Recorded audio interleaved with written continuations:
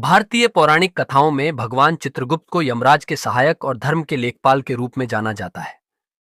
उनका कार्य मनुष्यों के अच्छे बुरे कर्मों का लेखा जोखा रखना है। वे न्याय के देवता माने जाते हैं और मृत्यु के बाद जीव को स्वर्ग या नरक भेजने का निर्णय उनके कर्मों के आधार पर चित्रगुप्त ही करते हैं। धर्म का न्यायाधीश चित्रगुप्त बहुत समय पहले की बात है।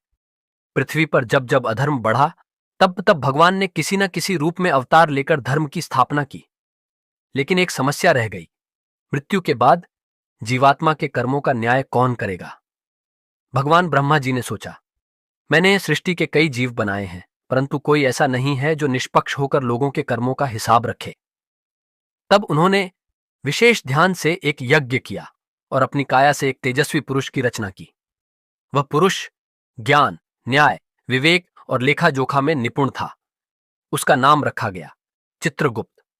चित्रगुप्त का जन्म ब्रह्मा जी की काया से हुआ था, इसीलिए उन्हें कायस्थ कहा गया। वे पहले ऐसे देवता थे जिन्हें लेखन कार्य सौंपा गया। उन्होंने मनुष्यों के हर कर्म को लिपिबद्ध करना प्रारंभ किया। उनका कार्य, जब कोई व्यक्ति मृत्यु को प्राप्त करता है तो उसकी आत्मा यमराज के दरबार में पहुंचती है। वहां चित्रगुप्त अपनी पुस्तकों से उस व्यक्ति के समस्त जीवन के अच्छे बुरे कर्मों को प्रस्तुत करते हैं। उन्हीं के आधार पर यह निर्णय होता है कि आत्मा को स्वर्ग मिलेगा या नरक। चित्रगुप्त न केवल कर्मों की गिनती करते हैं, बल्कि इस बात का भी ध्यान रखते हैं कि किस परिस्थिति में वह कर्म किया गया। उनके न्याय में कोई पक्षपात नहीं होता। एक प्रेरणादायक प्रसंग। एक बार एक पंडित और एक चोर एक ही दिन मृत्यु को प्राप्त हुए। यमराज के दरबार में दोनों प्रस्तुत हुए। पंडित को भरोसा था कि वह स्वर्ग जाएगा और चोर भयभीत था। लेकिन चित्रगुप्त ने जब लेखा खोला तो पाया कि पंडित ने अपने ज्ञान का घमंड किया, गरीबों का अपमान किया और लोभवश झूठ बोले। वहीं चोर ने एक बार भूखे बच्चों को चोरी का खाना दिया था और अंतिम समय में पश्चाताप किया था। चित्रगुप्त ने निष्पक्ष निर्णय दिया। पंडित को नरक और चोर को एक अवसर और दिया गया। यह देखकर यमराज भी चकित रह गए। चित्रगुप्त पूजा।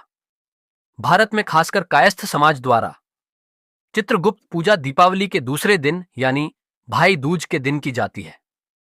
इस दिन लोग अपने पुराने हिसाब किताब बंद करके नए खाते बही की शुरुआत करते हैं। इसे लेखा पूजा भी कहा जाता है। सीख। हर कर्म का हिसाब होता है। केवल जाति, पद, ज्ञान या धन नहीं, कर्म ही अंतिम निर्णय करते हैं और सुधार का मार्ग हमेशा खुला होता है।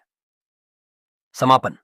भगवान चित्रगुप्त हमें सिखाते हैं कि जीवन में हर कर्म का मूल्य है, चाहे वह छोटा हो या बड़ा, अच्छा हो या बुरा। सबका परिणाम हमें कभी ना कभी भोगना ही पड़ता है। इसीलिए सदैव अच्छे कर्म करें, क्योंकि चित्रगुप्त सब देख रहे हैं।